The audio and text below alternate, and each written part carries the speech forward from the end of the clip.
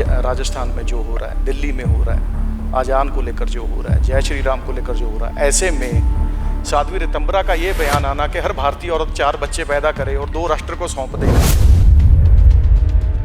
आज ये भारत का जो माहौल निर्मित हो रहा है, ये 70 साल पीछे अगर बंटवारे में हम जाएंगे तो भारत का बंटवारा धर्म के आधार पर हुआ।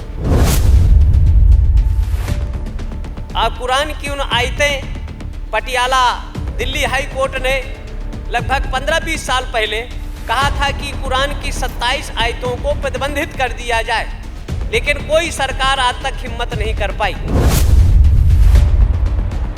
जो वहाँ जज को मारा गया, प्रोफेसर को मारा गया, संविधान भी थी, सेना भी थे और सरकारें भी थी, और खुलेआम माइक लगाकर 19 जनवरी 89 को 1.5 लाख 18 से 22 साल तक की बच्चियों का रेप किया जाता है। हिंदुस्तान में हिंदू खतरे में है? खतरे में तो नहीं है, लेकिन भयभीत है हिंदू। पिछले वर्ष की बात है, जगन्नाथ जी ने एक आवाज़ उठाई थी कि हमारे देश के मंदिरों को सरकारी तंत्र से मुक्त कराने की बहुत बड़ी ज़रूरत है। इससे आप कितने सहमत हैं कि सरकारी तंत्र ने मंदिरों की जो है दुर्दशा की हुई है? सत श्री अकाल, स्क्रोल पंजाब देखे दर्शकों स्वागत है। देश ਦੇ ਵਿੱਚ ਅੱਜ जो भी कुछ ਚੱਲਦਾ ਪਿਆ ਹੈਗਾ, ਭਾਵੇਂ ਉਹਨੂੰ ਆਪਾਂ ਧਰਮ ਨਾਲ ਜੋੜ ਕੇ ਦੇਖੀਏ, ਭਾਵੇਂ ਉਹਨੂੰ ਧਾਰਮਿਕ ਸਿਆਸਤ ਨਾਲ ਜੋੜ ਕੇ ਦੇਖੀਏ, ਇਹਨਾਂ ਸਾਰੀਆਂ ਗੱਲਾਂ ਨੂੰ ਲੈ ਕੇ ਸੁਮੇਰੂ ਪੀਠ ਦੇ ਸ਼ੰਕਰਾਚਾਰਿਆ स्वामी नरेंद्रानंद सरस्वती जी की सोचते हैं, कुछ सवाल जवाब उन्होंने नाल। स्वामी जी, पहला सवाल यही, जो देश में माहौल बना हुआ है, राजस्थान में जो हो रहा है, दिल्ली में हो रहा है, आजान को लेकर जो हो रहा है, जय श्री राम को लेकर जो हो रहा है, ऐसे में साध्वी ऋतंबरा का ये बयान आना कि हर भारतीय औरत 4 बच्चे पैदा करे और 2 राष्ट्र को सौंप दे, कितना महत्वपूर्ण है? माहौल परिस्थिति जन्य होता है। कुछ परिस्थितियाँ अशांति का निर्माण कर रहे हैं।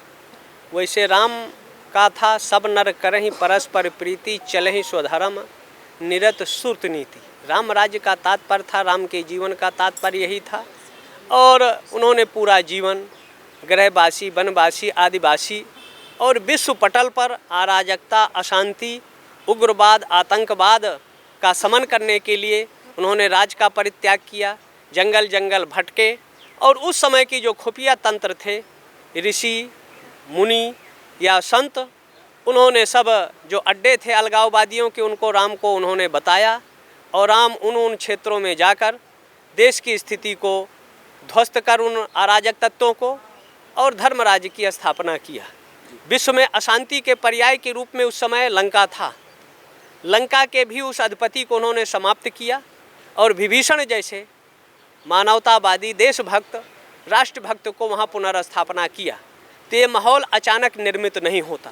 14वें मनवंतर के 28वें तेता में 1,79,76,000 वर्ष पूर्व ये माहौल निर्मित हुआ था, लेकिन उन्होंने समाप्त किया। आज ये भारत का जो माहौल निर्मित हो रहा है, ये 70 साल पीछे अगर बंटवारे में हम जाएंगे तो भारत का बंटवारा धर्म के आधार पर हुआ, और धर्म को ही लेकर गुरु गोविंद सिंह के पुत्रों ने दीवाल में चुन जाना स्वीकार किया, लेकिन अपना धर्म परिवर्तन नहीं किया। ये लड़ाई धर्म की लड़ाई है, धर्म के संघर्षों का आधार है। और आज जैसे बड़ी मछली छोटी मछली को निगलना चाहती है, तो कुछ इस देश में रहकर खाएंगे यहाँ, रहेंगे यहाँ, और भारत अगर क्रिकेट भी हारता है तो जश्न मनाएंगे। ये सब कहीं न कहीं देशद्रोह की श्रेणी में आता है, अराजकता का माहौल निर्मित करता है, और इन सब के मूल में कहीं न कहीं मदरसों की शिक्षा नीति है। कुरान की उन आयतें पटियाला दिल्ली हाई कोर्ट ने लगभग 15-20 साल पहले कहा था कि कुरान की 27 आयतों को प्रतिबंधित कर दिया जाए, लेकिन कोई सरकार आज तक हिम्मत नहीं कर पाई। जहां 5 साल के शिशु को मदरसों में कि जो इस्लाम नहीं मानता वो काफिर है, उसका कत्ल करना, उससे बदला लेना, ये आपका धर्म है। जहां सुबह से 5 बार अल्लाहू अकबर बिस्मिल्लाह रसूलुल्लाह, इसके अलावा जो है मतलब अल्लाह को जो नहीं मानते वो काफिर हैं, उनका कत्ल करना धर्म है। तो कैसे हम मान लें कि ये लोग अमन, चैन, शांति, सद्भाव चाहते हैं? आबादी बढ़ाने से ये मसला हल हो जाएगा? आबादी बढ़ाने से मसला हल नहीं होता, लेकिन जहाँ जहाँ आबादी घटी, जहाँ जहाँ आबादी घटी, तो हिंदुस्तान सिकुड़ा। ईरान से आबादी घटी, इराक से घटी और अफ़गानिस्तान से आबादी घटी, तो शांति के प्रतीक बुद्ध की प्रतिमाओं को बुलडोजर लगाकर, ग्रेनाइट बम लगाकर तोड़ा गया। और भारत में श्रीनगर के क्षेत्र से सनातनियों की आबादी घटी। परिणाम क्या हुआ? जो वहाँ जज को मारा गया, प्रोफेसर को मारा गया, संविधान भी थी, सेना भी थे और सरकारें भी थी, और खुलेआम माइक लगाकर 19 जनवरी 89 को 1.5 लाख 18 से 22 साल तक की बच्चियों का रेप किया जाता है, कत्ल किया जाता है कि धर्म अपना छोड़ दो, इस्लाम स्वीकार कर लो। आज तक 2 लाइन का FIR नहीं हुई। 3,32,000 लोगों को घरों से बेदखल कर दिया जाता है। आज़ादी के बाद लगभग 89-90 अगर ले लें तो 32 साल हो गया, उनको पुनर्वापसी नहीं हुई। ऐसी घटनाओं के बाद जब कश्मीर फाइल्स जैसी फिल्म आती है तो उसको आप किस रूप से देखते हैं? फिल्म एक तरह से सच्चाई के रूप में है और सच कड़वा होता है, तो सच जानना चाहिए और सच का साथ देना चाहिए, गलत का प्रतिकार प्रतिशोध होना चाहिए। ये हिंदू वहाँ शब्द जोड़ दिया गया, जो 4.5-5 लाख, वहाँ हर उसके शब्द के साथ जोड़ दिया ब्राह्मण। उसमें सिख भी थे, दलित भी थे, वैश्य भी थे, हर वर्ग के लोग थे, लेकिन बहुलता उसमें ब्राह्मणों की थी। और जो ये घटनाएं घटती हैं, अगर उस समय शासन इन अलगाववादी 4.5 लाख लोगों को घर से निकालने वाले अगर सेनाएं सरकारें कुचल दी होती तो आज रामनवमी को, हनुमत जयंती को पथराव नहीं होता। सेना पर पथराव भी तक तो कश्मीर तक सीमित था, लेकिन आज भारत के 15-20 प्रदेशों तक ये पहुंच चुका है।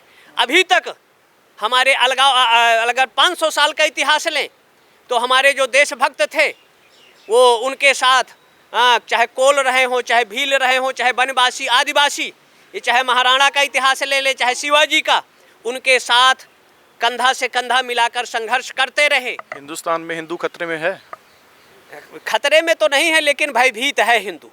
सनातनी भयभीत हो गया है। जब अपने वो जुलूस नहीं निकाल सकता, पूजा पाठ नहीं कर सकता और हनुमान चालीसा नहीं कर सकता, तो हिंदू एक तरह से भयभीत है, खतरे में है। इस ऐसी परिस्थिति में सिख, बौद्ध, जैन और सनातनी सबको एक होने की ज़रूरत है। और अगर एक हो गया तेन अन्य तो विवादस्तु मयम पंचोत्तर शतम, एक तरफ कौरव 100 थे और एक तरफ 5 थे, लेकिन जब तीसरी शक्ति के साथ विरोध हुआ यक्षों से और यक्ष कौरव को बांध कर ले जाने लगे, तो धर्मराज युधिष्ठिर ने कहा था अन्य तो विवादस्तु मयम पंचोत्तर शतम, तब हम 105 हैं, यक्षों को परास्त किया और कौरवों को छुड़ा कर लाए। तो आपसी राजनीतिक लोग आपस में लड़ें, लेकिन जब देश की बात आए, राष्ट्र की बात आए, तो पार्टी से उठकर देश का अमन चैन शांति बना रहे, ऐसे उनको प्रयास और अमल करना चाहिए। पिछले वर्ष की बात है, जगन्नाथ जी ने एक आवाज़ उठाई थी कि हमारे देश के मंदिरों को सरकारी तंत्र से मुक्त कराने की बहुत बड़ी ज़रूरत है। इससे आप कितने सहमत हैं कि सरकारी तंत्र ने मंदिरों की जो है दुर्दशा की हुई है? हम इससे 100% सहमत है। हमारे जगत गुरु पंचानन गिरी जी महाराज भी इसका अभियान चला रहे हैं, कई प्रदेशों में यात्राएं। तो हम इससे 100% सहमत हैं कि सरकार अगर चर्चों को, मस्जिदों को, गिरजाघरों को अधिग्रहण नहीं कर सकती तो हिंदुओं के धर्मस्थल को क्यों अधिग्रहण किया है। जितना जल्दी हो सके सरकारी कब्जे से उनको मुक्त हो। समाज के लोग हैं, साधु संत हैं, उनका एक बोर्ड बने, कुछ सोशल हैं और वो उसका निरीक्षण देखभाल करें। सरकारी कब्जे से देश के संपूर्ण मंदिरों को ख़त्म होना चाहिए और उसका आधार 1954 का मठ मंदिर अधिग्रहण जो एक्ट है वो ख़त्म हो जाए, तभी ये सरकारी कब्जे से मुक्त। एक अंतिम सवाल है, पंजाब में पिछले वर्ष हिंदू संत समाज ने बहुत बड़े स्तर पर आवाज़ उठाई थी कि यहाँ पे धर्मांतर बहुत बड़े स्तर पर हो रहा है। इससे आप कितना इत्तेफाक रखते हैं?